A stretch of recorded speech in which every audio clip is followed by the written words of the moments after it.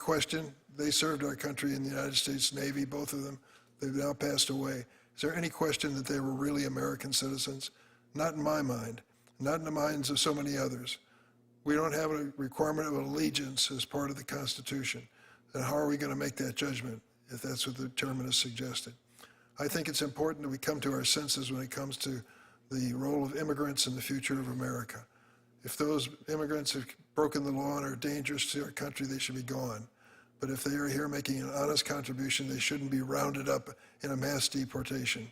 So far, 6 out of 7 of those who have been deported or arrested by ICE were in this country without any criminal record of any consequence.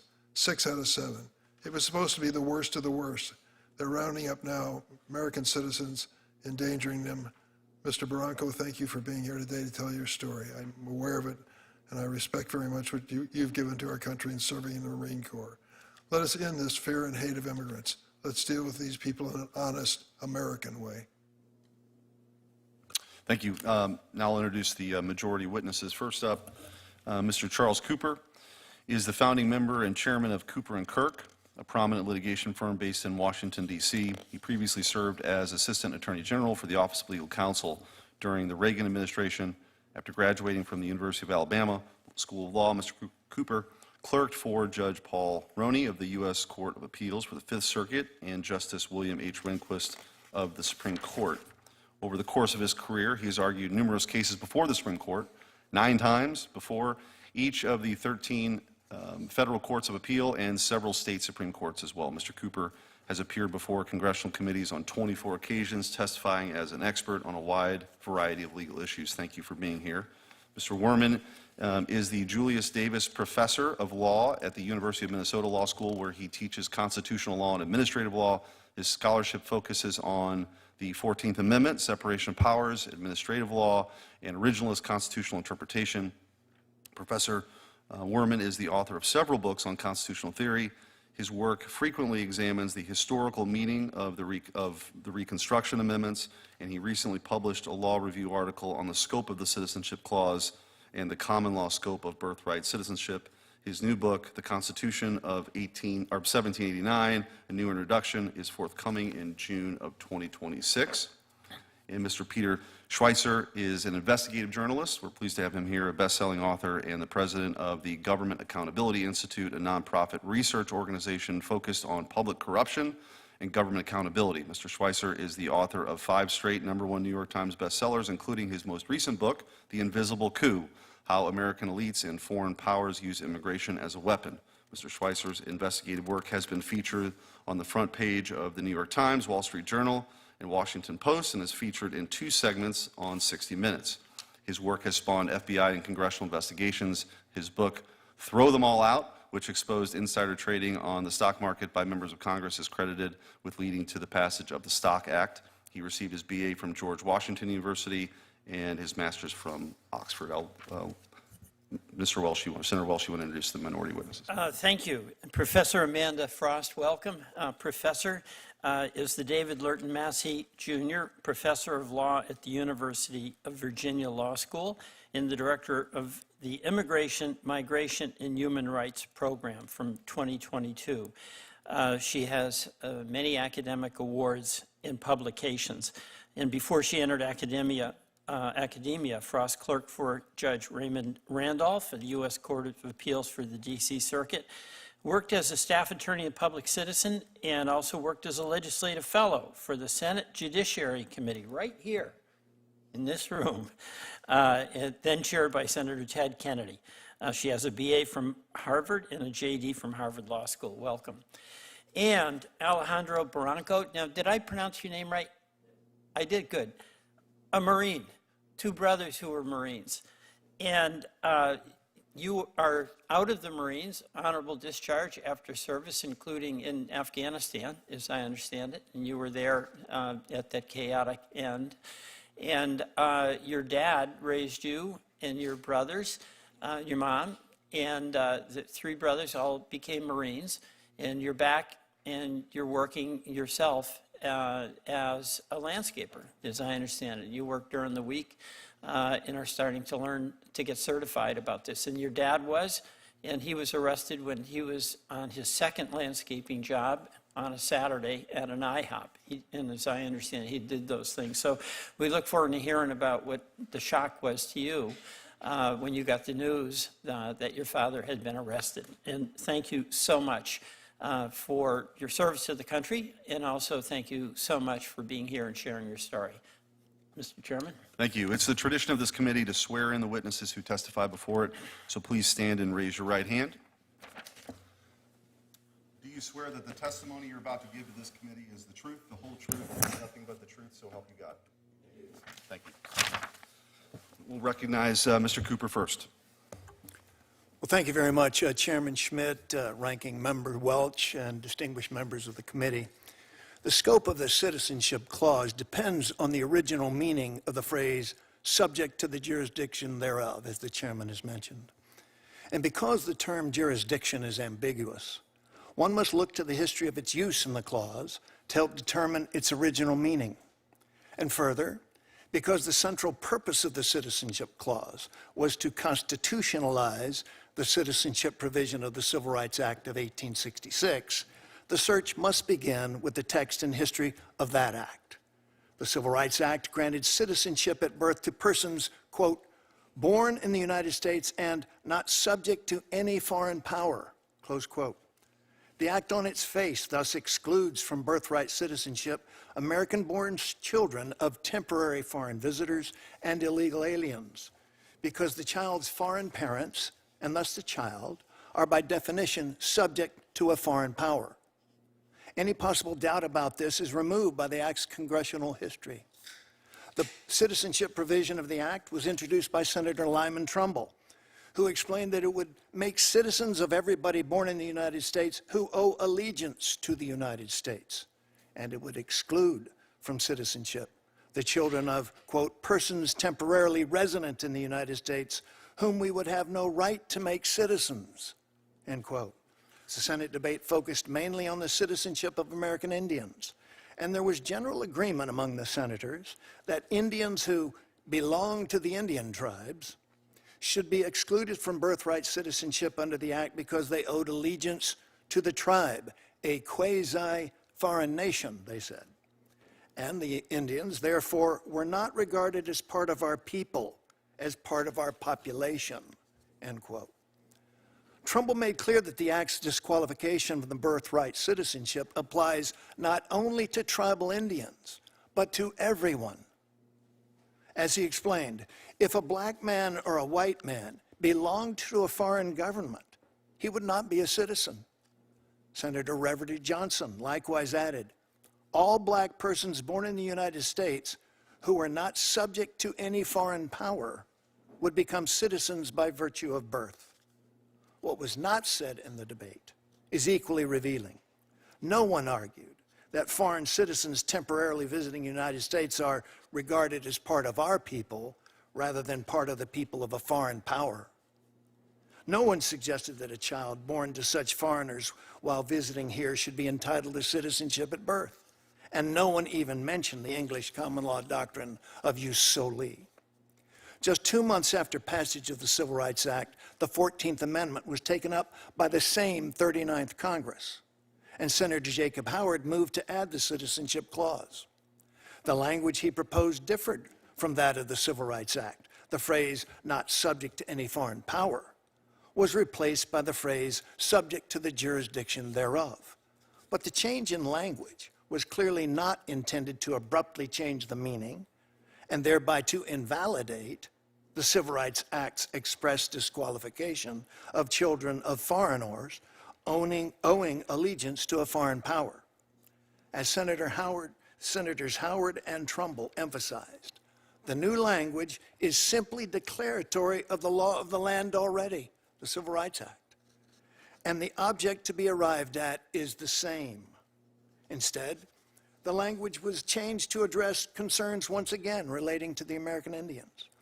As Trumbull stated emphatically, the new language means subject to the complete jurisdiction of the United States. What do we mean by subject to the jurisdiction of the United States? Trumbull asked. not owing allegiance to anybody else. And it cannot be said of any Indian who owes allegiance to some tribal government that he is subject to the jurisdiction of the United States. So the dissenting opinion in Wong Kim Ark was right. As the dissenting justices said, the Civil Rights Act was passed, and the 14th Amendment proposed by the same Congress. And it is not open to reasonable doubt that the words "subject to the jurisdiction thereof" in the 14th Amendment were used as synonymous with the words "and not subject to any foreign power" of the Civil Rights Act. The bottom line, Mr. Chairman, members of the committee, is this: American-born children of foreign visitors and illegal aliens are not subject to the jurisdiction of the United States and are therefore not entitled to birthright citizenship. Thank you. Thank you. Professor Frost. Chairman Schmidt, Ranking Member Welch, and distinguished members of the subcommittee. Thank you for the opportunity to discuss the meaning and significance of the 14th Amendment Citizenship Clause. Some provisions of the U.S. Constitution are vague or ambiguous, but the Citizenship Clause is not one of them. The text, the legislative history, and the original public understanding all confirm that the Citizenship Clause applies to everyone born in the United States, with narrow exceptions, the only relevant one today being for the children of diplomats. And by the way, they did say this in the legislative history. We have Senator Conness saying that the Citizenship Clause applied to children of, quote, all parentage whatever, end quote. They also, we all agree, especially distinguished children of diplomats. There would have been no need to carve out that group if, in fact, anyone who is the child of a visiting immigrant would not be a citizen. Because of that, the Supreme Court precedent stretching back 127 years has also affirmed what everyone understood at the time. The Citizenship Clause applies to everyone with those narrow exceptions, again, the only relevant one being children of diplomats. In fact, in Wong Kim Ark, the Supreme Court held that, and it's repeatedly held that and restated that in a case in 1957, 1966, 1985. Again and again, it confirms what we already know. Every court to address President Trump's executive order, unsurprisingly, has rejected it, including judges appointed by nominated by Republican presidents, such as John Kuhnhauer, who was nominated by Reagan and who declared it to be blatantly unconstitutional. So I'm not going to spend any more time today discussing the legality of the executive order. It's clearly unconstitutional and illegal. I'm going to talk about the consequences of the executive order were it to go into effect. First, it would immediately take away citizenship from 250,000 children born every year, who would be born, some of them stateless, potentially deported from the country day one of their lives, with no access to the rights and privileges of citizenship. And by the way, a recent Pew Research poll asked Americans whether they wanted children of immigrants, temporary immigrants, or any immigrants lawfully present in the United States to be citizens. 94% said yes. I think there's hardly anything else the country agrees on as much as the fact that this executive order is unconstitutional. In addition, it would require every child born in the United States, that's 3.5 million children a year, they'd all be born presumptively non-citizens. They would all be born with their parents now required to prove the parents' citizenship and ancestry, perhaps going back for generations, in order for the child to be established as a citizen, putting those kinds of paperwork burdens on families at a vulnerable moment, on hospital officials, on state officials, and on our already overburdened immigration officials. So what's the problem? Why would we need this executive order that Americans in polls say they don't like and that has been struck down by every court as unconstitutional and illegal? Well, the problem that I'm guessing we're going to address today is this problem, which I'll put in quotes, of birth tourism. Well, a couple things about birth tourism. First is that according to Mr. Schweitzer's book, no one really knows how many people are birth tourists, so we don't have numbers. The citizenship, Mark Krikorian, who's been a witness here before, has estimated that it's less than 1% of the children born in the United States are birth tourist children. So it doesn't seem like this is a huge problem, but if it is, there is an easy fix, which is there's a law on the books, 21 CFR 41.31, which makes it illegal to enter the United States on a tourist visa for the purpose of giving birth and empowers immigration officials to deny a visibly pregnant woman entry into the United States if they believe she will give birth during her visit. So as this suggests, if we do have a problem with birth tourism, and I don't think there's any evidence that we do, but if we do, then the solution is to enforce the law on the books and not to deprive American families of the citizenship of their children born on U.S. soil or force them to prove their lineage or lose their citizenship. Thank you. Thank you. Professor Worman. Chairman Schmidt, members of the committee, thank you. It is often believed that the common law of birthright citizenship was that mere birth on the sovereign soil was sufficient to confer such subjectship or citizenship. That is incorrect. Although that statement is an approximation of the rule that usually gets the correct result, the precise rule at common law was birth on the sovereign soil to parents under the sovereign's protection. That is how Sir Edward Coke described the rule in Calvin's case, the leading common law decision from 1608. Aliens from friendly countries with permission to be in the realm, and I'll get to that point, were under the sovereign's temporary protection and owed in exchange a temporary allegiance. They were, while in the realm, natural subjects of the king. That is why their children born in the realm were understood to be natural-born subjects. In contrast, the children born of invading soldiers were not birthright subjects, although born upon the king's soil, because they were not born under the ligiance or connection of a subject, nor under the protection of the king. That is, a natural-born subject is one who is born to another subject, a subject who is under the protection of the king. Invaders did not count, but aliens generally were subjects of the king if they were under his protection and gave him in exchange allegiance. William Blackstone, in his influential commentaries, described the rule respecting foreign ambassadors similarly. Their children were not natural-born subjects because they were born under the protection and within the allegiance of another sovereign represented by the father of the ambassador. To summarize the rule, he is Supreme Court Justice Joseph Story. Nothing is better settled at the common law than the doctrine that the children, even of aliens born in a country, while the parents are resident there under the protection of the government and owing a temporary allegiance thereto, are subjects by birth. The status of the parents did matter, and the relevant status was whether they were under the protection of the sovereign. What is more, in the relevant periods of English history, it appears that an alien could come under the sovereign's protection through one of two ways: through a grant of a royal safe conduct or through statutory permission to enter. Safe conducts were formal legal documents from the king granting permission to enter and specifically extending protection. The examples of these safe conducts using the language of protection are legion. For present purposes, here's William Blackstone's summary. During the continuance of any safe conduct, either express or implied, the foreigner is under the protection of the king and the law. Now, eventually, safe conducts were replaced by statutes. Magna Carta guaranteed friendly aliens safe and secure conduct to engage in trade unless they have been previously and publicly forbidden. A 1353 statute provided clearly and unequivocally merchant strangers may safely and surely, under our protection and safe conduct, come and dwell in our said realm. Even subjects of warring nations could be under the sovereign's protection so long as they had the permission to remain. In an American case arising out of the War of 1812, Chancellor Kent explained the rule as follows: a lawful residence implies protection and a capacity to sue and be sued. In summary, it appears from the historical record that unlawfully present aliens would not have been considered, or certainly may not have been considered, under the protection of the sovereign, and their children may not have been considered birthright subjects or citizens. Now, the case from the War of 1812 also illustrates another important proposition: the connection between protection and jurisdiction. As Kent wrote, not only does a lawful residence imply protection, but it also therefore implies a capacity to sue and be sued.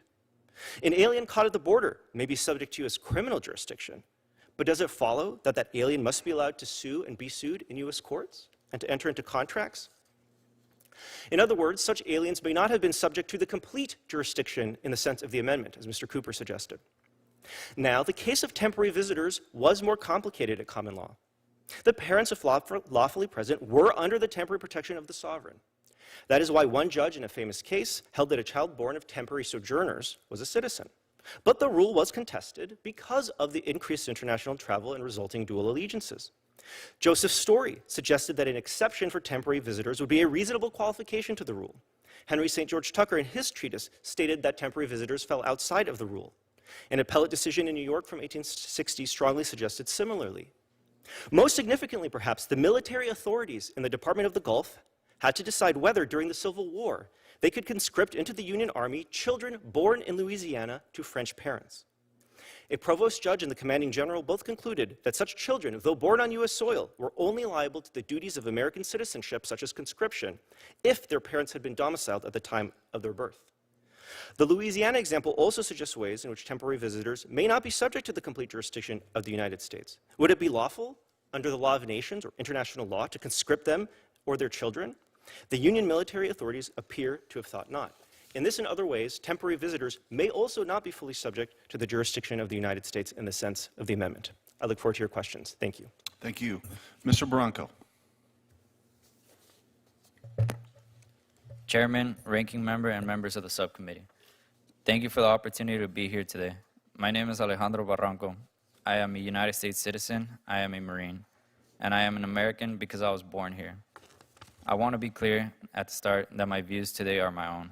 While my perspective is shaped by my service in the Marine Corps, I am only speaking for myself. I was raised to love this country. That was something my parents taught me from a very young age. I was taught to respect the flag and to be thankful for the opportunities this country gave me, and to give back whatever I could. I grew up proud to be an American. I still am. That upbringing is why I chose to join the Marines. I wanted to do something bigger than myself. I wanted to serve my country, set an example for my younger brothers, and make my parents proud. The Marine Corps gave me that opportunity, and I love serving my country alongside Marines from every background you can imagine. Different races, different religions, different family histories. What we shared was an allegiance to this country. We raised our right hands, wore the same uniform, and followed the same orders. We were judged by our actions and our commitment, not by where our parents were born. That is what patriotism looks like to me. I am able to stand here today because I am a citizen by birth, because I was born here, and I was able to go to school. I was able to graduate high school, the first in my family to do so. I was able to go to college. I was able to enlist in the Marine Corps and serve my country. Without my citizenship, none of that would have been possible. I would not have lived a normal American life. I would not have worn this nation's uniform. I would not be who I am today. I also want to speak briefly about my family because I do not believe citizenship is just a legal status on paper. I am a patriotic American with Mexican roots. Those two things are not in conflict. I want to explain why I believe my identity as a U.S. citizen is strengthened, not weakened by my family's Mexican heritage. My father is a hardworking man. He worked since the 1990s to support our family. He always told us to be good people and to give back to this country. He raised 3 sons who all chose to serve as Marines. He is proud of that. We are proud of him. Last year, my father was arrested and detained by ICE. During that arrest, he was violently beaten. He was treated in a way that no human being deserves. That experience has left lasting physical and emotional harm. He cannot work the way he used to. He does not feel safe leaving his home. Our family still lives with that trauma. I share this not to assign blame, but to explain what these policies look like in real life. They affect families who have built their lives here. They affect American citizens like me. When we talk about birthright citizenship, we are not talking about a loophole or a theory. We are talking about clear constitutional guarantee that has been part of this country for more than a century. I believe that birthright citizenship reflects a core American principle that people had to fight over time. That belonging is defined by presence, contribution, and shared civic life, not ancestry or wealth. The 14th Amendment drew a clear line against systems that limit being American to lineage, ancestry, or wealth. For me, this is not about politics. It is about certainty. It is about knowing who belongs. It is about making sure that children born in this country are treated equally, no matter what state they were born in or what their parents' status may be. I cannot imagine a system where my citizenship would have depended on geography or timing, where I might have been a citizen in one state but not another. That kind of uncertainty would have changed my life forever. I stand here as proof of what birthright citizenship makes possible. I was born here, I grew up here, I served here, I love this country, and I have shown that through my actions. I ask this committee to remember that behind this debate are real people and real families. People like me who have pledged allegiance, not just with words, but with service and sacrifice. Thank you for listening to my story. I am proud to be an American, and I appreciate the chance to be here today. Thanks for being here, and thank you for your service. Mr. Schweitzer. Mr. Chairman, Ranking Member, and distinguished members of the committee, thank you for the opportunity to testify today on the matter of profound national security and concerns about our sovereignty. That is the exploitation of America's birthright citizenship policy through birth tourism and related practices, particularly those by nationals of the People's Republic of China. What is birth tourism? Birth tourism is essentially an industry that provides concierge service at every step of the way for a foreign national, in this case China, to pay the firm roughly $100,000. They will transport them to the United States, arrange medical care, arrange for citizenship for the child, and as soon as the child is old enough to travel, they will return back to China. The scope of this is industrial. In China alone, we have identified more than 1,000 birth tourism companies that are almost exclusively focused on the United States. Our federal government does not track this information because there is no centralized collection of information on the nationality of parents who are giving birth. China, however, has done estimates themselves, and the numbers are eye-popping. The Chinese government gave an estimate a few years ago. Their estimate was that on average 50,000 Chinese citizens a year were giving birth in the United States or at U.S. territories like Saipan. There are others like Professor Salvatore Barbonis from Australia who believes that number is higher. He's estimated 100,000. There was a research firm in China that estimated in 2018 alone 180,000 managed to give birth in the United States. No one knows what the actual number is, and that is the challenge that we face today. If you do the math, if you look at the ramping up of this activity over the last 13 years, and you take the ballpark estimates, you are looking at roughly 1 million, quote-unquote, U.S. citizens who are being raised in the People's Republic of China today. If you look at the websites of these birth tourism companies, they will tell you who is hiring them. These are not political dissidents. These are military officers, people from the Ministry of Propaganda, people that are high-ranking officials in the Chinese Communist Party. In other words, these are part of the CCP establishment. But in addition to this problem of birth tourism, we have the added challenge of surrogacy that is also being exploited by China on a massive scale. Here we have no numbers and we don't even have estimates, but the surrogacy works very simply in this fashion. A Chinese couple, or it could be simply a Chinese man, decides that they want to give birth. They hire a woman in the United States, pay her roughly $60,000, and she will carry the child. It will either be a child that comes from just the sperm of the father, or it could be both the sperm and the eggs. We have no numbers, as I said, but there are a couple of eye-popping examples that have already come to our attention that explain the scale of this activity.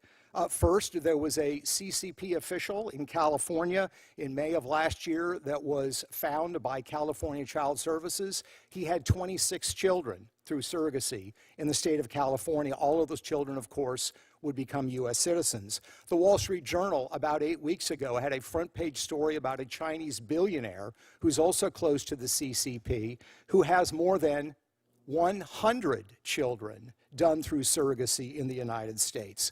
In the research that we did looking at surrogacy companies operating just in Southern California, which is where this is very active, we identified 107 Chinese-owned surrogacy companies operating just in that area. Now, China does not officially recognize dual citizenship, but they allow de facto dual citizenship to operate. And the fact of the matter is that these services, whether it's for surrogacy or whether it is for birthright tourism, they operate openly in China. They are not regulated, they are not shut down, and they advertise openly. Why? I can only speculate that they're doing this for their advantage and not for ours. The challenge that we face is how do we deal with this issue? I'm not a legal scholar, so I'm not going to have much to contribute on the legal debate. But the challenge is that the rules and regulations governing this are subject to manipulation. Yes, people with Customs and Border Control can deny entry to somebody who is pregnant and say they want to come to the United States on a tourism visa. The problem is that under certain administrations, the Obama administration, the Biden administration, they were told not to do that. That was the testimony before this Homeland Security Committee of the Senate back in 2016, that Customs and Border Patrol officials were told not to exclude people from coming to the United States in terms of birth tourism. This is a serious national security issue. We need to close loopholes, and we need to recognize the magnitude of this problem. Thank you. Thank you. Mr. Schweitzer, I'll begin with you as you've raised this, and I think this is, for a lot of people, new information, whether at this hearing or with your book that came out recently. So you discussed the growing use of birthright citizenship among Chinese elites. Do you believe the CCP itself, the apparatus, is encouraging this, and why would they be? It's a great question. Again, we can only look at what their actions are. They have run articles in the People's Daily, which is the main news organ of the Communist Party, explaining that you have a constitutional right in the United States. A certain irony there that CCP officials are explaining constitutional rights to their own elite, but they in fact are. There are nationalist websites that talk about rent a womb. So there is discussion about this in the Chinese media. There's no condemnation of it. There doesn't seem to be any perceived threat that I was able to detect. So yes, I clearly do see that they encourage it. And the question as to why, we know that this was happening also in Hong Kong, but in 2013, the government of Hong Kong, the government at that time, shut off the practice because there were so many Chinese babies being born in Hong Kong, and the Chinese government there said that this was an effort at subversion by the CCP, and I think that's probably an accurate rendering of the motivation behind this. I want to move over to, well, you didn't mention it in your opening statement, but give you the opportunity to talk about what the Mexican government is doing and some of the nefarious activities there. Yeah, Mexico is interesting because we have a certain view of immigration in this country that is different than theirs. If I can just read a couple of quotes, these are from senior Mexican officials. The first one is from a Mexican senator, a member of the Morena Party, the ruling party. He sits on the Senate's National Defense Committee, probably the most powerful committee in the Mexican government. He says, quote, "Mexicans are in our territory. California, Nevada, Texas, Utah, New Mexico, Arizona, Kansas, Oklahoma, Colorado, and Wyoming. We're going to take back the territory that was stolen from us." Sounds crazy, and yet you can find dozens of quotes from senior officials that work for Scheinbaum, other senators. They view mass migration as a tool by which they can advance sovereignty in the United States. And a lot of people are surprised to learn that the Mexican government actually has elected senators and members of their chambers of deputy that serve in their government, but actually live in the United States. And their job is to represent Mexican Americans living in the United States before the Mexican government. I would certainly see that as a challenge to our sovereignty. I would say so. Mr. Cooper, I want to turn to you. In your brief, you explained that the text of the 14th Amendment suggests more than mere birth is needed for birthright citizenship, and the text says those born in the United States and subject to the jurisdiction thereof. This is the crux of the case, right? This is what the whole case is going to come down to. Could you just explain again, I know that we've got some members that have come in since you gave your opening statement, what that actually means? What was the public understanding of those actual words at the time? Thank you, Mr. Chairman. That is where the rubber meets the road in the case, absolutely. What does subject to the jurisdiction of the United States mean, and therefore what does jurisdiction mean? And the one thing I think we can say it doesn't mean is simply the laws of the United States. And that's essentially the argument that most of the advocates of universal birthright citizenship advance. If it were that easy, why didn't they just say subject to the laws thereof? They didn't. They used the word jurisdiction, and that's an ambiguous term.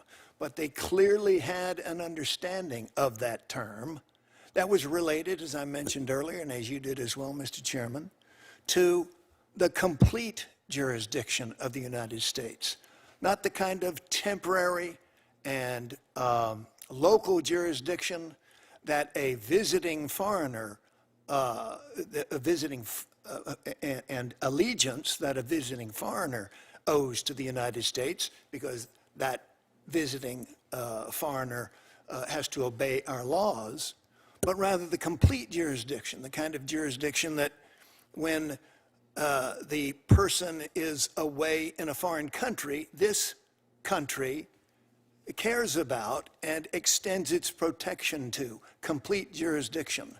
And Mr. Chairman, the clearest understanding of what jurisdiction meant was not subject to a foreign power, because the ink on the Civil Rights Act was not even dry when they adopted the 14th Amendment, and clearly the supporters of the Citizenship Clause understood and intended that to mean the same thing.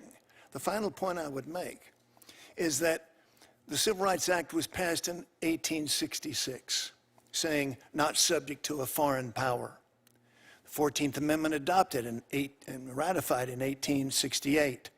In 1870, the Congress came back around and reenacted the Civil Rights Act of 1866 with the same language, not subject to a foreign power. It's just not credible at all, not remotely credible at all, that Congress didn't understand and mean that being subject to a foreign power, as is a transient foreign visitor, and certainly as is a legal alien, would be entitled to birthright citizenship and to extend that citizenship to a child. Thank you. Senator Welch. Thank you very much. Mr. Cooper, if the president's executive order were enforced, would that mean that Mr. Barranco and his two brothers, 3 Marines, would not be citizens? No, it wouldn't, Why? because the executive order is on its face prospective only. Professor Frost? Oh, well, a couple of things about that. First is the executive order purports to interpret what the Citizenship Clause has always meant. It purports to say it's always meant this. It says it's restoring the original understanding of the Citizenship Clause. That clause has been on the books since 1868. So all of us would then be subject to scrutiny of our ancestry. And for those who had a parent who was temporarily present, or grandparent or great-grandparent, or who'd violated immigration law, maybe 3 generations in the past, everyone's citizenship would be suspect. And the administration recognizes that. They note that in their brief, and they ask the Supreme Court to apply the law prospectively only, but they recognize they're arguing for an interpretation that would unwind the citizenship of the nation. That sounds like it would create an immense amount of uncertainty for people who are here, like Alejandro and his brothers who served in the Marines, as to legally what their status was, as opposed to, they'd have to argue about it. Yes, it would create uncertainty for all of these families, and not just people whose parents are immigrants. According to the Trump administration, and this is the memos that they've issued to implement their executive order, if it's to go into effect, everyone has to provide evidence of their citizenship or immigration status at the time of their child's birth, or their child is presumed not to be a citizen of the United States. So how would Alejandro deal with that if this were a few years ago? It would be a nightmare for Okay. him and his family. Mr. Schweitzer raised some alarming arguments about birth tourism and the surrogacy. Are those issues that could be addressed through legal means? Yeah, so surrogacy should be regulated. Right. If it's not being regulated, and the California case he mentioned was a case of child abuse. By the way, I'll also add, nothing in the executive order would have affected the children born to what was a green card holder in California through surrogacy. The executive order doesn't deal with that. That's a surrogacy problem, and it should be Okay. regulated through that. All right, Mr. Barranco, I want to come back to you because there's a part of me that thinks we're just missing the boat here when we're talking about citizenship as a legal status, because there's a lot of people who have unquestioned legal citizenship who have served our country way less than you. You do have legal citizenship, but your father would be affected by this. My view is that citizenship has to also include an affirmative commitment on the part of those of us who are citizens to live up to the aspirations of our Declaration of Independence. What did your dad say to you when you were telling him you were going to go to the Marines? He always showed support, and he just told me he was proud of me and to go out there and do my best and do my thing as being an American. And when you say do your thing as being an American, what does doing your thing mean? Yeah, I mean, I think to me, that's what it means to be an American, to serve your country, to love your flag, love and respect it, and just do whatever it takes to protect that. Well, thank you very much. Professor Frost, I want you to just go through some of the other consequences that would affect people's situation if this executive order were enforced. Yes, so first I just want to point out, because I think it's not clear to everyone when they discuss this issue, that the executive order denies citizenship not just to the children of undocumented immigrants or tourists, but also to the children of people that have been legally present in the United States for years, who are applying for green cards, who maybe receive a green card the day after the child is born. Doesn't matter. Under the executive order, that child is born a non-citizen, potentially stateless, denied all the benefits and privileges of citizenship, and theoretically deportable on day one of their life. And then every single American family having a child will now have to prove their status before that child is considered a citizen by the U.S. government. And that doesn't matter if they go back to the Mayflower. That's what everyone will have to prove going forward. Okay, thank you very much. I yield back. Thank you, Mr. Chairman. Thank you. Senator Lee. Thank you. Mr. Schweitzer, let's go to you first. I want to talk about surrogacy arrangements. How could commercial surrogacy arrangements involving foreign clients, particularly if facilitated by foreign government political elites, end up creating a long-term national security risk for the United States? Well, you have the reality that if you're granted citizenship and your father is, say, a high-ranking CCP official, you will certainly have the opportunity to vote in elections, apply for government jobs. I think it creates an ambiguity, right, problem of where is the commitment. So that's the security issue. And when you're talking about the scale of numbers, whether it's the Wall Street Journal case or the case in Southern California, you're talking about large-scale numbers. That's the concern. Right. Burrowing into the United States through people who would become citizens. All right, let's shift gears for a minute. Mr. Cooper, in Wong Kim Ark, frequently cited, of course, by proponents of automatic birthright citizenship, the Supreme Court seemed to suggest that domicile was sufficient to render a person subject to the jurisdiction thereof, meaning of the United States. But wasn't the domicile at issue there, the specific type of domicile at issue there, a type of lawful permanent residence, as we might put it in our parlance today, wasn't that a little different than what we're dealing with here? And wasn't that sort of uniquely probative of allegiance and consent of the sovereign? And if so, doesn't that make it inappropriate for use here? Absolutely, Senator Lee.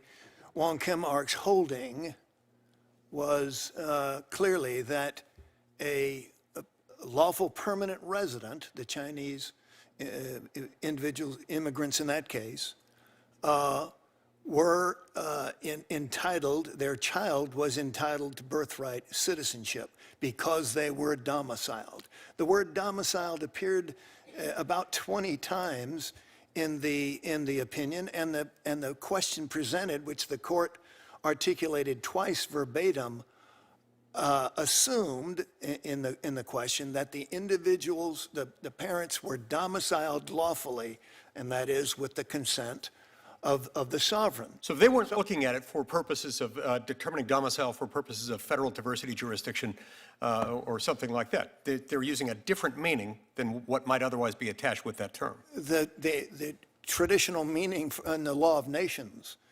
Senator, that is to say, the place where, that is your home, the place where if you leave, you intend to come back. You never plan to leave. Right. That's your domicile. So in that respect, isn't it true that illegal aliens fall outside the holding of Wong Kim Ark, such that that case avails them of nothing if they're talking about a different term? they plainly fall outside of Wong Kim Ark.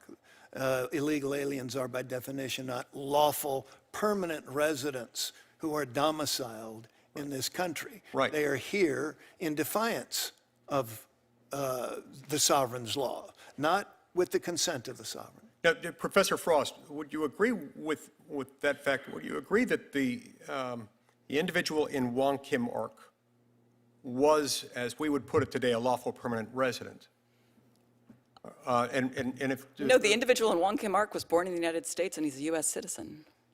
Okay, but would you suggest that the holding of Wong Kim Ark is relegated to the facts of the case? No, the holding of a case is the rationale that supports the judgment.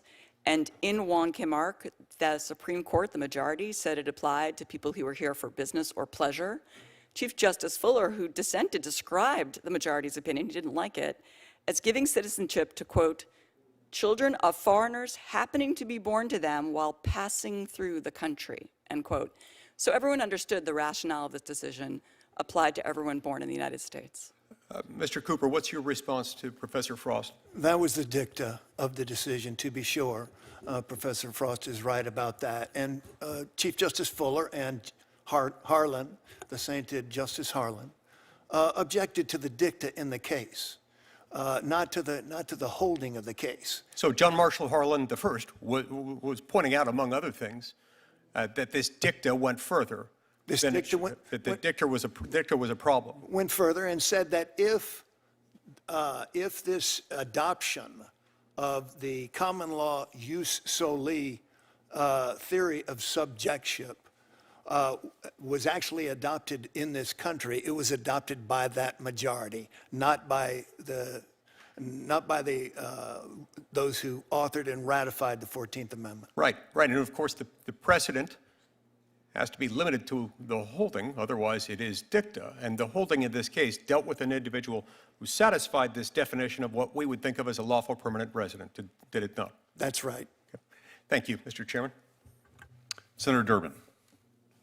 So, Mr. Schweitzer, I'm struggling to figure out numbers, because several times you've gotten close to give us a number of this threat of Chinese birth tourism companies and such, and you've drawn short of saying any specific number. Yet in your written testimony, this practice, you say this practice has flourished over the past 15 years, meaning at least 750,000 and possibly 1.5 million Chinese nationals now hold U.S. citizenship by birth on American soil.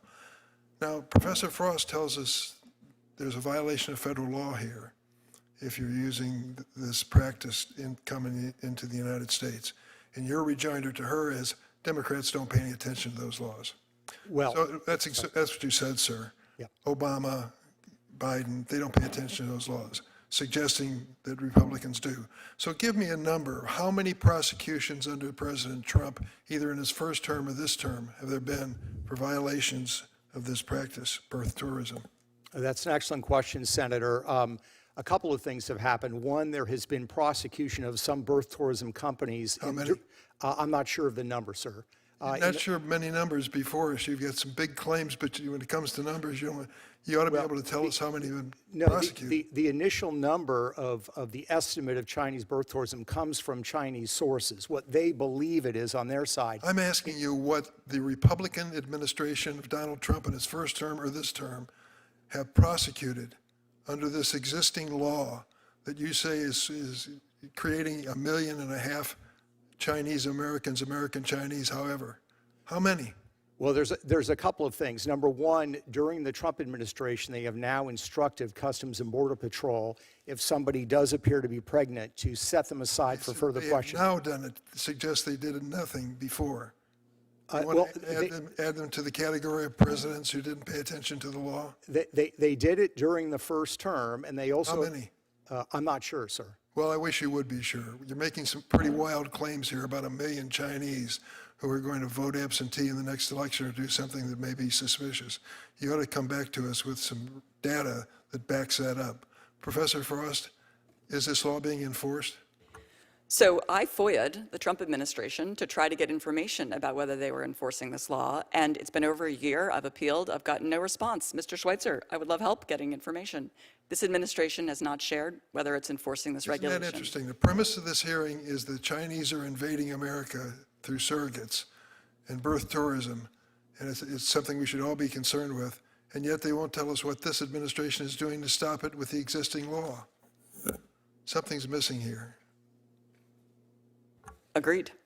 Let me ask you, when it comes down to the situation where families, if this executive order is found to be valid by the court, how would a family go about establishing that they were properly in the United States and citizens under the new executive order? So we have a couple of pages of memos from the Social Security Administration, the Department of State, USCIS, that they issued this summer if the executive order goes into effect. They're vague. They're just a couple pages each. They say every family must provide, quote, acceptable evidence, unquote, of their own citizenship or immigration status at the time of the child's birth. And if they can't do that, the child isn't a citizen. How do they prove it? I mean, what kind of documentation? Clearly, it's not the birth certificate. Yeah, What is so, the documentation well, to prove?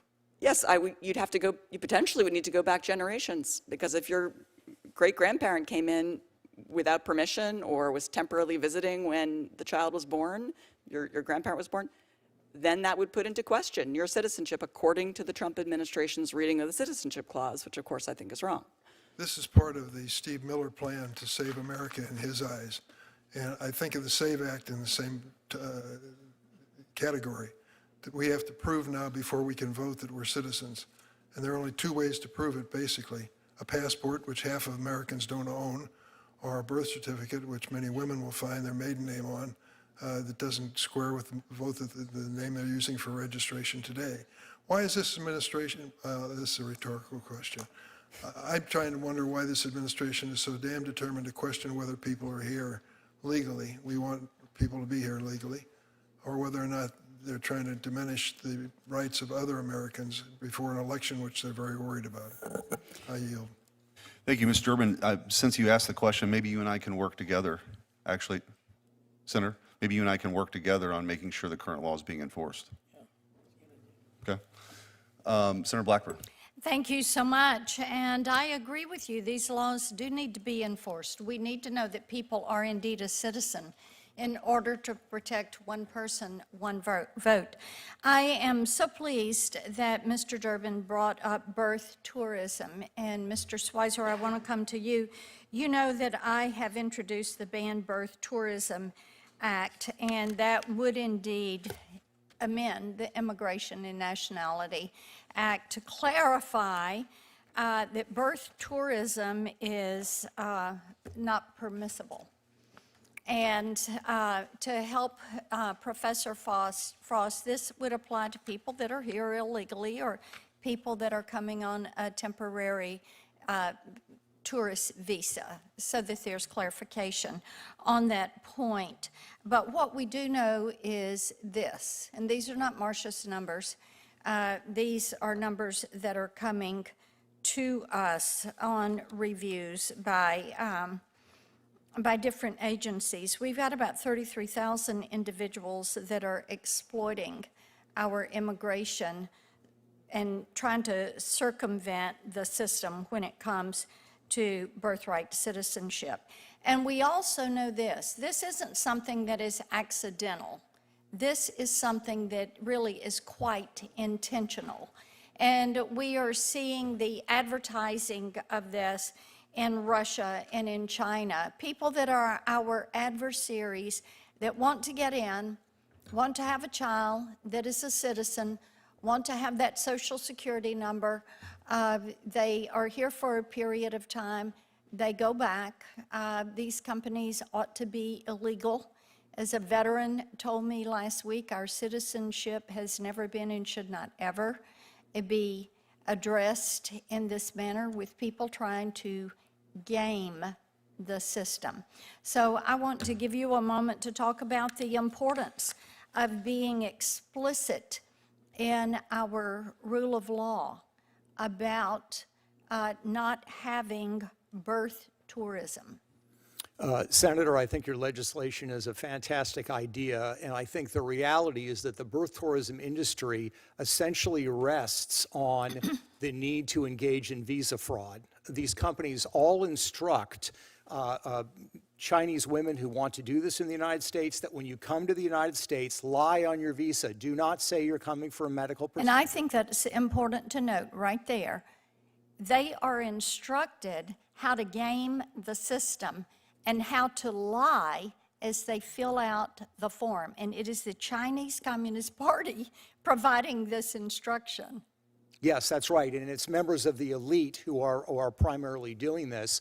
And then you also have the reality that when they come to the United States, many of them are instructed by the birth tourism firms to tell the local hospitals, California, wherever they're going to have it done, that they're destitute, even though they're members of the Chinese elite. So many of them, this is well documented, pay $6,000 for a procedure that really, in fact, costs the hospital $40,000. So there's also a financial cost to this as well. So this is an industry that's predicated on gaming the system and lying about legal status. Well, I agree with you on that. Mr. Cooper, let me come to you. I'm pleased that you are here with us, and I know that you led an amicus brief for Senator Schmidt and Congressman Roy. And we've had others, Senator Cruz and Congressman Jordan, have done some talking about the citizenship clause in the 14th Amendment. So talk about the rationale and the legal foundation used to arrive at the conclusions we see about the importance of upholding the original intent of the citizenship clause. Yes, Senator Blackburn, thank you. As I've outlined, the original meaning of the Section 1 of the 14th Amendment can be linked directly with the meaning of the Civil Rights Act of 1866, and the proposition there that only the children of individuals who are not subject to a foreign power are entitled to birthright citizenship. It was clearly, as the leading authors and supporters of the Citizenship Clause made clear in the debates, that they did not intend to change that meaning. In fact, they intended to preserve that meaning, but even though they used different words, subject to the jurisdiction thereof. The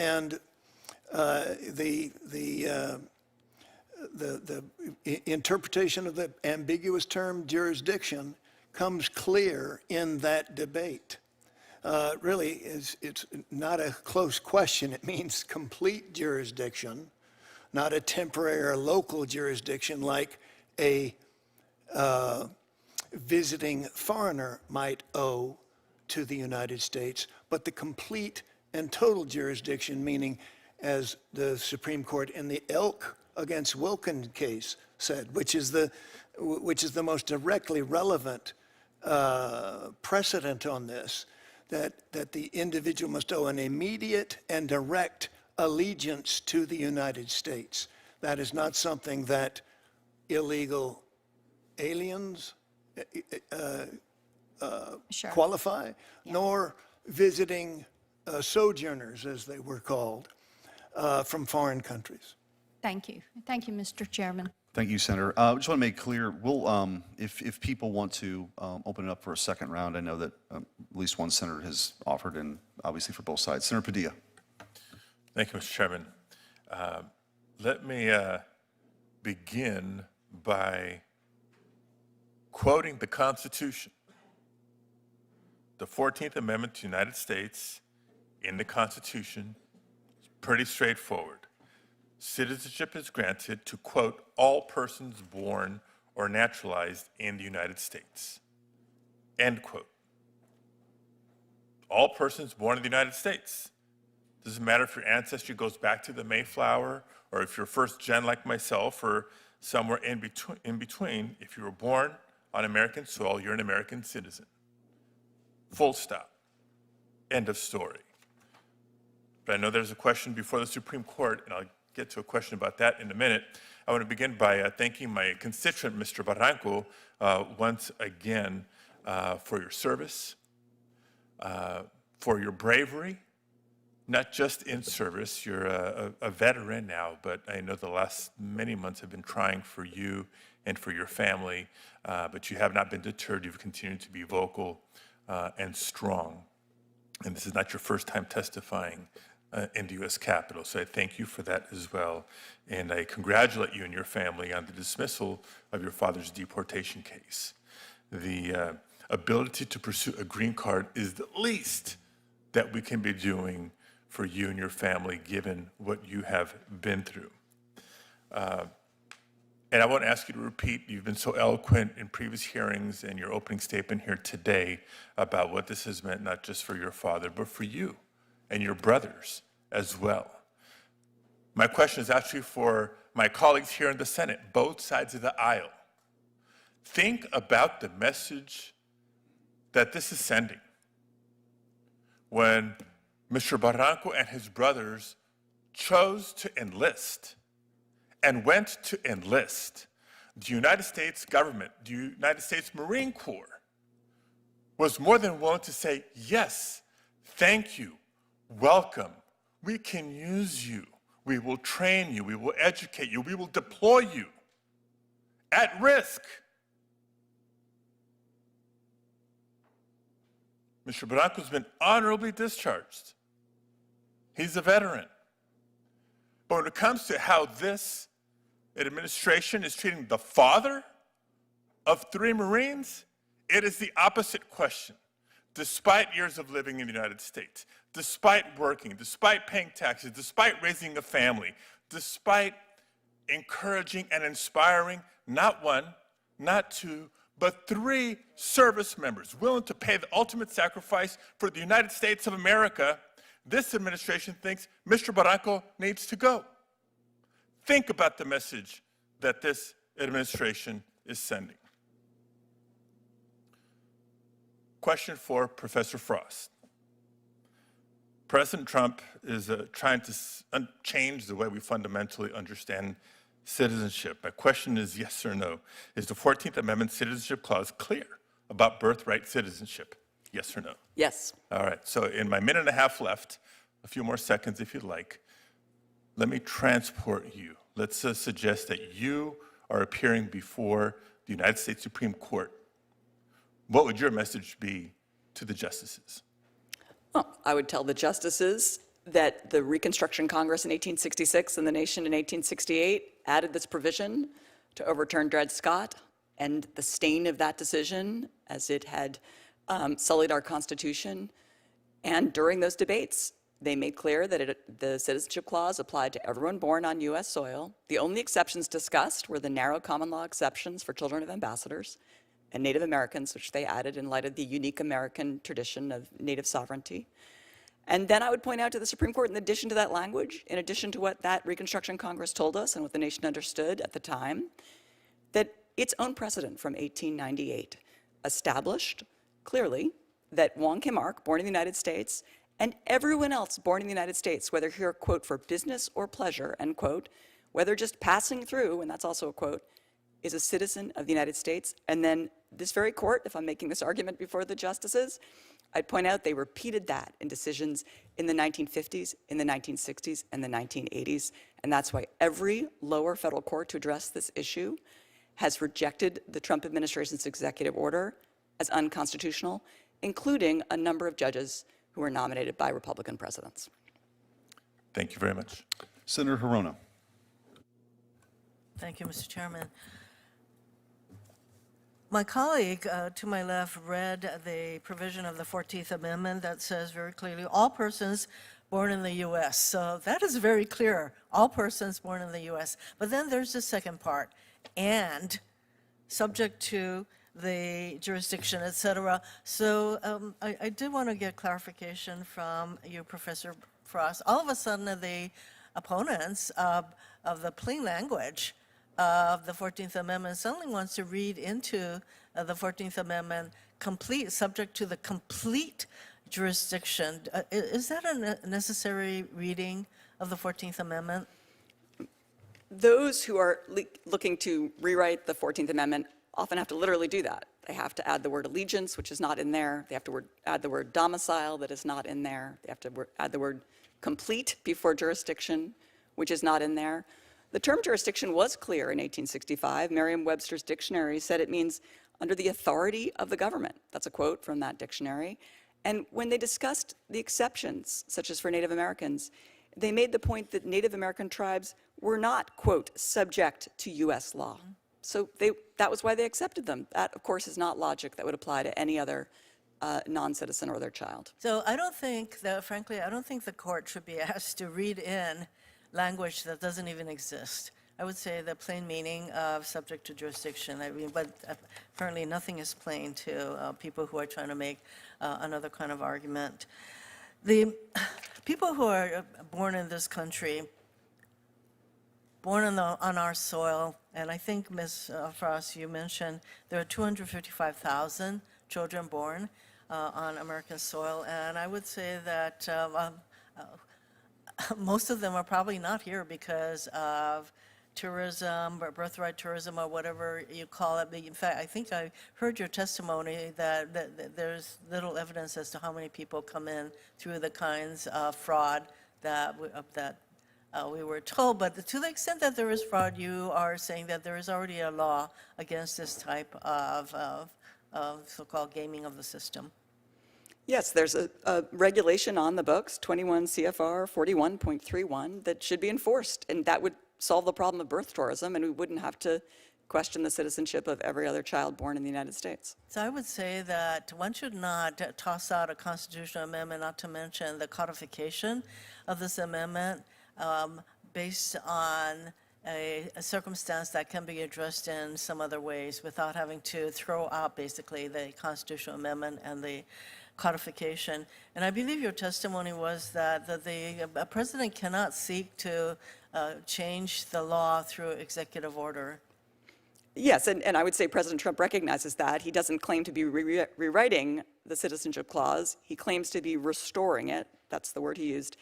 And adopting an interpretation that at no point in history has ever been adopted by any executive branch official. So it's a novel interpretation, but he claims that he's restoring the meaning. To some of us, that is not a restoring, that is undoing the meaning of the 14th Amendment as it has been interpreted for 100 years or so. So once again, this is a regime that has antithetical to immigrants, and they would try to get rid of immigrants in any way possible, including immigrants who became citizens by virtue of being born. Well, they weren't immigrants, they weren't even born. They became U.S. citizens by virtue of being born in our country. The impact of this kind of interpretation could affect millions of, if there is retroactive application, which there's nothing in the executive order or anything that the Supreme Court may deem that would say that that this cannot be, this kind of reinterpretation cannot be applied retroactively. So there would be millions of U.S. citizens who could be denied citizenship as a result. Isn't that right? That's correct. And in fact, the Trump administration, the executive order itself just says this is the interpretation. It's absolutely retroactive. And then it recognizes that in its brief as well. If you are denied citizenship and if the regime gets its way with the SAVE Act, which would require proof of citizenship in order to vote, does that mean that millions of people in our country who are citizens by virtue of being born in this country would be denied the right to vote? Yes, they'd be denied all the rights of citizenship, including the right to vote or serve in public office or serve on a jury. So this kind of interpretation of the 14th Amendment and the codification thereof would lead to utter chaos, in my view, and if there is already another way to deal with the fraud that we are told is going on, then I think that is there is an appropriate way to deal with the fraud without totally undoing the constitutional protections that people rely on, millions rely on. Thank you, Mr. Chairman. Thank you. And I would point out that the statement that no executive branch individual or officer has taken that position is false. The entirety of the 19th century, was littered with examples. The Attorney General George Williams, who voted for the Civil Rights Act and the 14th Amendment, did. And during the presidency of Chester Arthur, Secretary of State Frederick Frelinghuysen also denied birthright citizenship to a child born in the United States because of his German parents were here temporarily. Senator Cruz. Thank you, Mr. Chairman. Thank you for holding this hearing on an important topic. From 1861 to 1865, nearly 400,000 Union soldiers fought and fell to prove whether the principles of the Declaration would remain mere words on a parchment or become the moral foundation of this republic. The Declaration proclaims a simple but yet revolutionary truth: that all men are created equal, that they are endowed by their Creator with certain unalienable rights, and that among these are life, liberty, and the pursuit of happiness. But for nearly a century, America struggled to live up to that promise. Mr. Worman, let me begin with one of the darkest chapters in our constitutional history. You're, of course, familiar with the Supreme Court decision in Dred Scott versus Sanford. Yes, sir. That decision held that African Americans, whether slave or free, could not be citizens of the United States. Is that correct? That is correct. By denying citizenship, the court also denied African Americans equal political rights, equal access to the courts, and equal protection of the laws. Correct. They were denied all privileges and immunities that the Constitution affords to citizens. Would you agree that the Dred Scott decision pushed the nation even closer to civil war? It did, by invalidating the Missouri Compromise, among other reasons. It is hard to imagine a decision more corrosive to the principles of the Declaration. Many historians posit the decision in Dred Scott helped cause the Civil War. And when that bloody war, the bloodiest war in America's history, ended in 1865, the legal status of the newly freed slaves was far from settled. Mr. Worman, after the Civil War, was it clear as a matter of law that the freed slaves would necessarily enjoy the full rights of citizenship? It was not if Dred Scott was still good law. Congress understood the danger of that uncertainty, and if the Constitution remained silent, the rights of the newly emancipated slaves could be challenged, undermined, or even potentially stripped away by future courts. That would mean that the blood shed in the Civil War was shed in vain. So Congress acted. In 1866, it passed the Civil Rights Act, declaring that the newly emancipated slaves were citizens of the United States. Mr. Worman, even after Congress passed the Civil Rights Act of 1866, were there serious doubts about whether Congress had the constitutional authority to enact it? Yes, there were. And so Congress chose a more permanent solution. The solution was to write citizenship itself into the Constitution, so that never again could a court repeat the mistake and the gross injustice of Dred Scott. All persons born or naturalized in the United States and subject to the jurisdiction thereof are citizens. That sentence settled the question of citizenship after the bloodiest war in American history. Mr. Cooper, would you agree that the Citizenship Clause sets forth two requirements for citizenship? First, that a person must be born or naturalized in the United States, and second, that the person must be, quote, subject to the jurisdiction thereof. That's clear from the face of the amendment. And is it fair to say that the current debate over the birthright citizenship centers on the meaning of the second phrase? That's right, subject to the jurisdiction thereof. When the amendment was adopted in 1868, was the phrase subject to the jurisdiction thereof understood to require allegiance in a reciprocal sense? It certainly was understood to require that by those who authored the phrase and those who supported it in the United States Congress. So it was understood that way by legislators, by judges, by scholars, by executive branch officials, by those who proposed the amendment, and by those who ratified it. And subsequently by the Supreme Court in the Elk case. Mr. Cooper, was this also the understanding of the authors of the 14th Amendment, men like Lyman Trumbull, Jacob Howard, and John Bingham? Yes. And as you noted again, there was the same understanding reflected across the board in the early decision of the courts, such as the slaughterhouse cases, Elk versus Wilkins and Wom King Ark. In Also, the leading commentators of the period, like Alexander Morse, Francis Wharton, and George Collins, and the view of executive officials responsible for enforcing the law, including the Attorney General of the United States in 1873 and the Solicitor of the Treasury in 1889. The consistency was remarkable, yes. So would it be accurate to say that the view espoused by my Democrat colleagues that the 14th Amendment confers citizenship on anyone born on this land, whether here lawfully or unlawfully, temporarily or permanently, regardless of whether they owe allegiance to the United States, is a relatively recent view and directly contrary to the almost universal view at the time the amendment was ratified? It's not at all clear to me when that view took root. The United States, in its brief to the Supreme Court, suggests during the administration of FDR, but it is certainly inconsistent with most everything that preceded it, everything except, I would say, the dicta in Worman, the incorrect dicta. Thank you, and I do have to note to the committee that Mr. Cooper was my very first boss in private practice, and I came to work for him as a baby lawyer, and he quite literally taught me how to practice law. So let me apologize to the committee for all of my sins. Please do not hold Mr. Cooper responsible for my many errors in the decades since. I thought you were trying to get a grade upgrade from the exam you took and only got a B+ just now. Thank you. Okay, we're going to turn briefly to a second round. Chairman Schmidt has asked that I run that, and I'm next at bat for that.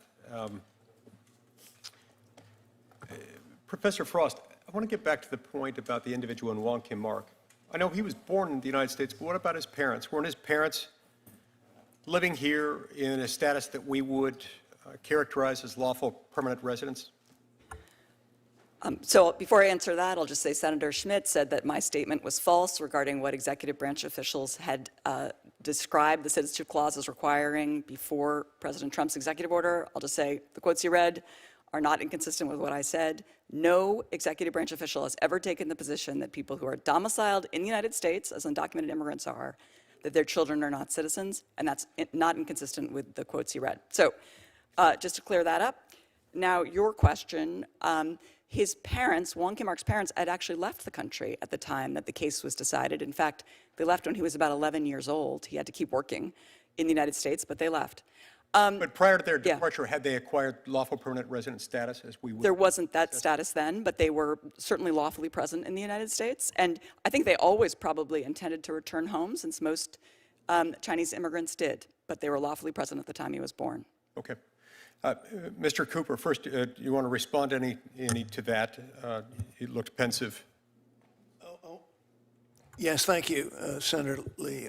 Only the proposition that unlawful illegal immigrants, those who are here illegally, were properly domiciled. Those are irreconcilable concepts. That if they were both here illegally and properly domiciled. That's right. You cannot have a domicile unless the sovereign consents to your presence. That was clear under the law of nations, and I believe it's equally clear under the law of this country. Right. And how does that relate to the jus soli point that you were making earlier? You described in your written testimony that it didn't survive the French Revolution, for example. Tie that in. Yes. Well, the common law of England, jus soli, was a feudal concept, medieval feudal concept that didn't survive the Declaration of Independence. That's right. It survived neither the American nor the French Revolution. Well, certainly, the main thing is it didn't survive our revolution, and it didn't survive the proposition that these united colonies are absolved from all allegiance to the British Crown. I'm sure everybody recognizes that directly from the Declaration of Independence. The notion that perpetual, indissoluble subjectship, which was jus soli, survived the Declaration, survived our revolution, is simply not correct. The key element of jus soli was the indissolubility of subjectship, unless the king agreed. This country, from the beginning, adopted the fundamental right of expatriation. This country was founded on the proposition that the only just government is one of by consent of the governed, not by the edict of a king. So to conclude otherwise, one would have to conclude that with the ratification of the 14th Amendment, jus soli was resurrected. It was resuscitated by that. And your response to that is nothing in the text supports that. Nothing in the ratification debates would support that. Doesn't support it, and the debates within this body under both the 1866 Civil Rights Act, which is inextricably intertwined with the debates and the language of the Section 1 of the first of the 14th Amendment, absolutely refute jus soli. Right, right. And that probably would have been one of the things that might have animated John Marshall Harlan I in noting the concerns that he had with the dicta in that case. Is that fair to say? That's not just fair to say, he said that. He said that very thing. In the dissenting opinion there. Mr. Schweitzer, let's get back to you for a minute. Tell me what oversight gaps currently exist in the United States in the surrogacy industry. Particularly, I want to know about states with particularly permissive laws, and how might those gaps in those laws in those states lead to large international networks operating with minimal scrutiny? Yeah, primarily surrogacy is regulated at the state level, so it varies from state to state. Some states are quite permissive, essentially unregulated. California would be an example of that. I believe Arkansas would be another.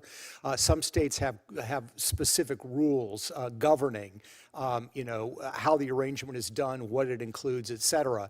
One of the shocking details that uncovered from the accounts of some of the women who had served as surrogate mothers is that they give birth to the child, and oftentimes it's not even the parents with whom they had the contract with who pick up the baby. It's a third party, and there's obviously a lot of anguish about that. So there's no direct contractual privity between the birth mother and the parents who will be raising that person. There's Correct. Another intermediary designed, what, as a straw purchaser or something? Well, it's usually the company itself, the surrogacy company itself, which acts as the middle person and the broker. But some of the birth mothers express concern because they never actually meet the parents. They might have a video conference call with somebody, but then they were under the impression that the child would be picked up by the parents, but the parents don't. A third party simply comes and collects the child and, I guess, ostensibly returns it to China. Now, I would imagine that in many states that sort of arrangement would not be possible. Correct. It would be prohibited by state law. Correct. So which are the states that are most amenable to this type of arrangement? I would have to do more research on that to answer with authority. Understood.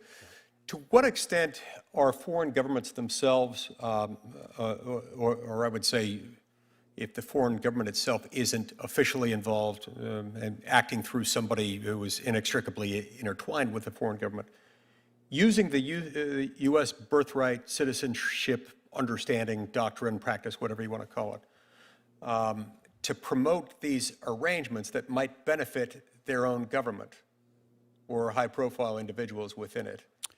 Yeah, I mean, you see that on a couple levels. First of all, the CCP, as I mentioned earlier, has expressed that Chinese nationals, particularly members of the Chinese Communist Party, have the right to this. They describe their interpretation of the 14th Amendment, which is kind of ironic. So you have the sort of open expression that this is your right. And then just simply who is employing these birth tourism companies. They list their clientele. And as I was saying earlier, these are military officers. There's one gentleman, a senior military officer, who's had 3 children born in the United States through this practice. So these are members of the elite, part of the CCP elite. In fact, I believe it was 2 foreign ministers ago, the Chinese foreign minister had a child born in the United States through birthright citizenship. Do you have a high-end estimate of how many people born in the United States over the last, I don't know, 15, 20 years? So the only estimates we have are Chinese estimates, and they vary. The Chinese government has said they believe it may be 50,000 a year. That includes Saipan, U.S. territories, and the United States. Professor Salvador Barbones from Australia, who studied this, he believes it might be closer to 100,000 a year. And then there have been private research firms in China, one that said in 2018 they believe that there might have been 185,000. I don't know how to verify those, but these are authoritative sources.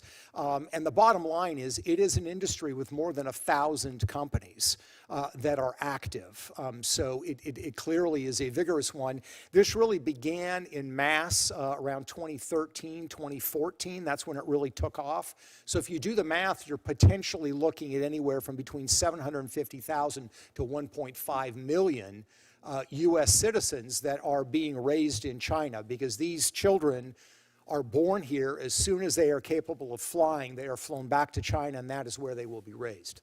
Okay, well, one could argue that when looking at this arrangement on the scale that you're describing, perhaps with as many as 50,000 annually, that, and to whatever extent you see foreign governments themselves involved in the process, this might go far beyond the traditional sought-for benefits associated with U.S. citizenship that might flow to an individual or to a family.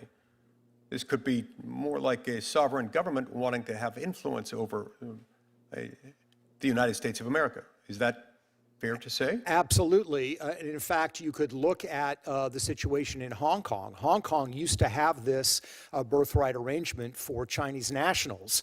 The numbers got so large in 2013, the then Hong Kong government, complete CCP takeover, banned the practice. And the reason cited was they believed it was a subversive act on the part of the Chinese government. It was intentional. Obviously, Hong Kong much smaller than the United States, but you could certainly, I think, look to the intentionality and come to the same conclusion. And the fact that it's not regulated, it's not restricted, you can openly advertise it, members of the Chinese elite themselves are the ones predominantly doing it, I think the evidence is pretty clear. Okay, thank you. Look, I know over time, I want to hit one more topic. I want to hear from Professor Worman, just about any common law add-on that you'd like to add to our previous discussion. I know you've done a lot of research on common law antecedents to our current law. Just tell me what we ought to know there in a minute or so. Sure. So at common law, there's a question as to whether unlawfully present aliens would have been under the protection of the sovereign, because as I've tried to show in my work through safe conducts and statutory permissions, being under the protection of the sovereign for purposes of the common law rule required the sovereign's consent. But there's also, for purposes of the birthright rule, but there's also a connection to jurisdiction, which is if you were not under the protection of the sovereign, you weren't under the protection of the United States government, you were not entitled to access to the sovereign's courts. And in this sense, they could be subject to law, they could be subject to criminal prosecutions, but they aren't subject to the complete jurisdiction of the United States in the relevant sense. And why do I agree with Mr. Cooper that it is complete jurisdiction? Because that's the only way you get around the Indian tribes. The Indian tribes were subject to U.S. law to some degree, including the General Crimes Act of 1817. It was not a complete jurisdiction, and that's what they told us. We don't regulate contracts among themselves, we don't regulate property among themselves, so they are subject to our jurisdiction to some degree, but not a complete jurisdiction, a jurisdiction coextensive legislatively, executive, judicially, with the jurisdiction that the United States exercises over its own citizens now. That's what they told us. And I would add that although this was in the Congressional Globe, recent historical research has shown that might not surprise members of this body, but that most of the speeches in the Congressional Globe were not actually given in Congress. They were put in the Congressional Globe for the campaign trail. So it actually is probative of public Shocking, meaning. that would never happen today. Of course not, Senator. And so it was part of the public meaning. Well, in which sense are temporary visitors, for example, which you were talking to Mr. Schweitzer about, not subject to this complete jurisdiction? Well, the Louisiana military authorities thought they could not conscript children born in Louisiana to people who were only temporarily there. Would it be lawful under the law of nations to exercise that kind of jurisdiction? What about domicile? Everyone understands that courts exercise, or excuse me, what about judicial jurisdiction? Everybody understands that courts exercise a general jurisdiction over anybody domiciled in the court, within the court's geographic boundaries, where the court has authority to act. Temporary visitors are subject at most to the specific jurisdiction of a court. It is a jurisdiction that is less complete.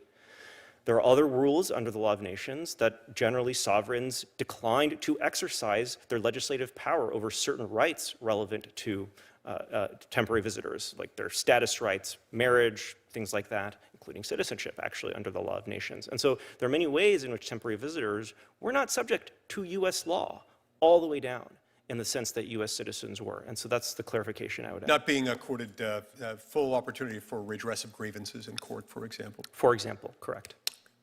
Thank you. Peter, anything else? I don't have questions, but I really want to thank all of our witnesses and just sum up my point of view. We have an enormous debate in this country about immigration. And I don't think this, what feels like an academic argument, but has real consequences, is going to mitigate, but I think it's going to aggravate the uncertainty about us. I mean, our country has a right and an obligation to have a secure border, but our nation has a proud history of welcoming immigrants, and that's being challenged now. Our nation has several million people who are here that don't have a clear status, but have been contributing members of the community, like Alejandro's dad. And we have to find a way to resolve that. This is my point of view. But I think this whole attack on what has been accepted law would hurt, not help us address the immigration challenges that we face as a nation. It would inflict immense amount of additional uncertainty. And it's not as though this debate, which is something that appeals to lawyers with the history. I mean, I'm very impressed with the professionalism and the intellect of the attorneys who've been testifying here. This is fundamentally a political problem that has to be resolved through discussion and collaboration, and ultimately a respect for the dignity of the people who are here, a respect for people who want to come here, as long as it's done in the right way. So I just want to express to you my gratitude, but I especially want to have you extend to your father my appreciation for what he did in raising 3 Marines that have served our country well. Thank you all very much. Okay, I want to, I'll echo that. Thank each of you for your time today and the insights you were able to offer to the committee. Written questions for the record can be submitted until this coming Tuesday, March 17th at 5 p.m. We ask the witnesses to submit their responses within 2 weeks, so that means by Tuesday, March 31st at 5 p.m. Thanks again to all the witnesses for your testimony today. The hearing stands adjourned.